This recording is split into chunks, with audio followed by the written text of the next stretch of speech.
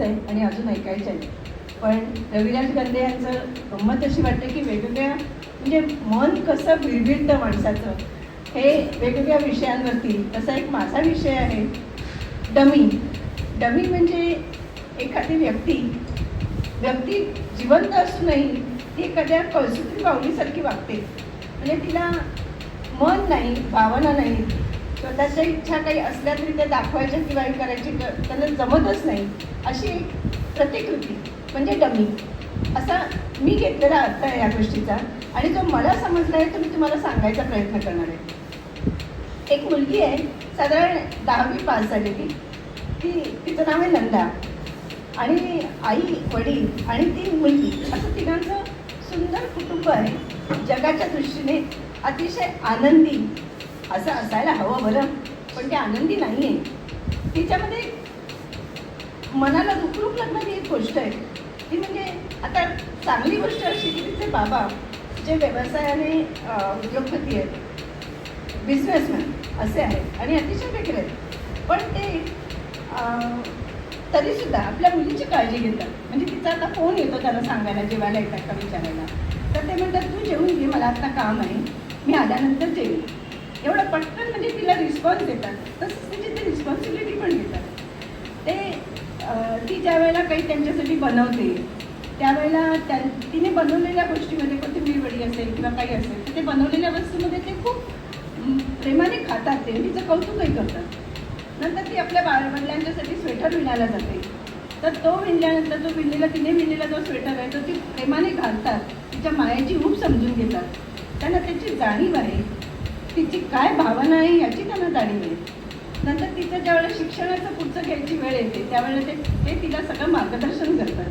तिच्यासाठी योग्य काय, तिने कुठली लाईन घ्यावी याचाही ते विचार करतात. ते तिला सल्ला देतात, तिला समजून घेतात, तिला काय करायचं आहे, तिला कसली आवड आहे याचा तिचा विचार करतात आणि ते तिला त्याप्रमाणे घेऊन जातात आणि स्वतः जातात तिच्याबरोबर आणि तिला ते सगळं पूर्ण करून तिचं शिक्षण मार्गी लावतात.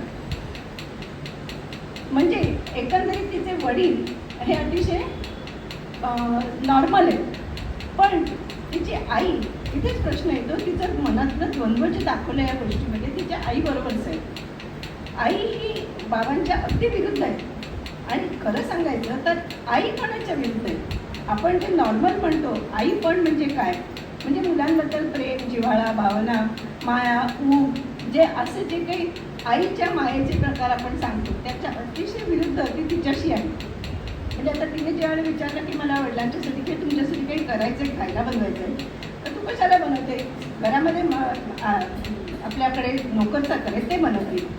स्वेटर जेव्हा बनवायला ती आईला विचारते की मला विण शिकवशील का, ती म्हणजे बाजारात आहे ना, तू कशाला बनवते, रेडीमेड घेऊन यायला सांग, बाबांना हवा तो त्यांना घेऊन घालता येईल.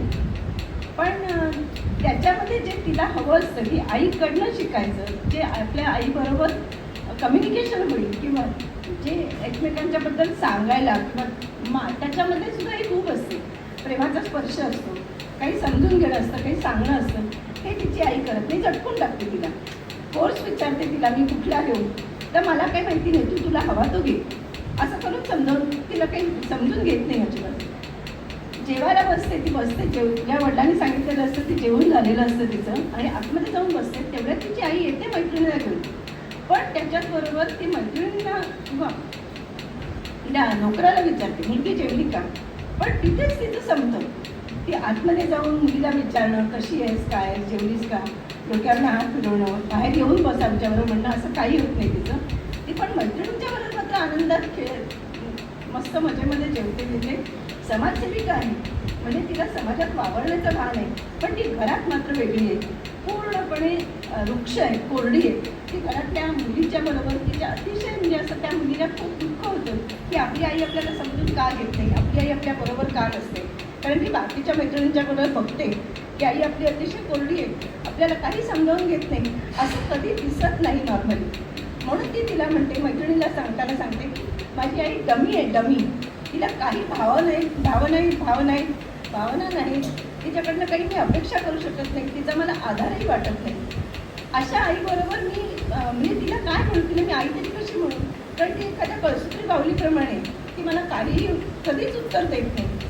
हे तिचं दुःख आहे.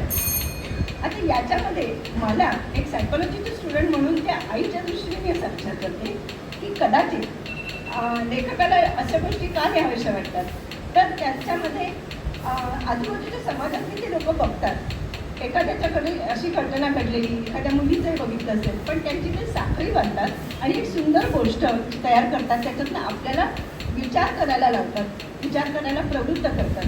अशा ज्या मुली असतील किंवा अशा ज्या बायका असतील त्यांच्या पाठीमागचं दुःख काय असेल, त्या बाईबद्दल मला असं वाटतं की तिला कदाचित मुलगा हवा असेल, ती मुलगी झाली म्हणून तिला या मुलीचा राग येत असेल, किंवा तिला अपत्यच नको असताना तिला मातृत्व लादलं गेलं असेल म्हणून कदाचित असेल, तिला आवडणाऱ्या माणसाबरोबर राहता आलं नसेल, त्यात लग्न करता आलं नसेल म्हणून तिला त्या मुलीबद्दल आवड नाही, तिरस्कार आहे किंवा काही, की त्याच्याबद्दल तिला प्रेम नाही, माया नाही, अशी ती आई असू शकेल, नाही का?